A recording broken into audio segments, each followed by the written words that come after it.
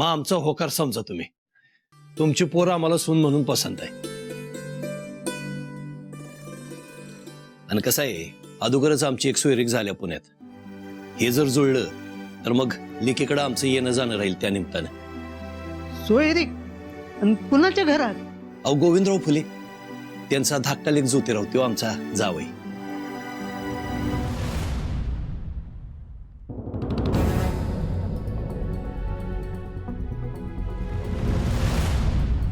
काय काय झालं?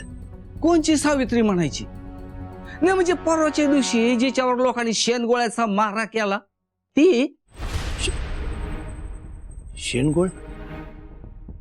अहो काय बोलताय? शेणगोळ कोण का मारेल माझ्या लेकीला? अहो मुलींची शाळा सुरू केली आहे नव्हती ना, सावित्री शिकवाया जाते तिथं, म्हणून तिच्यावर शेणगोळ्यांचा मारा झाला ना. अरे देवा, नाही नाही, हे समजा काही पटत नाही मला. अहो असं का असेल? समध्या पुण्याला ठाव हाय, तुमची लेक असून बी तुम्हाला ठाव नाही. अहो सकाळी जेव्हा शाळेला जायला निघतीय तेव्हा लोक रस्त्यात येऊन थांबतात, चिखल फेक काय करतात, शेणगोळे काय फेकतात, कुणी कुणी सांडपाणी बी ओततात.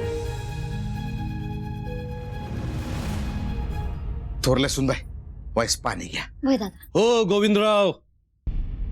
नेवसे पाटील, अहो पाहुणा आले ते. राम राम देवा, कसं काय येणं केलं? काय निरोप नाही, सांगावा नाही, अचानक येणं केलं. येऊ का? सुनबाई पाणी घे की. या की आत या. या हो पाहुणे, या या या. या या पाहुणे, या बसा.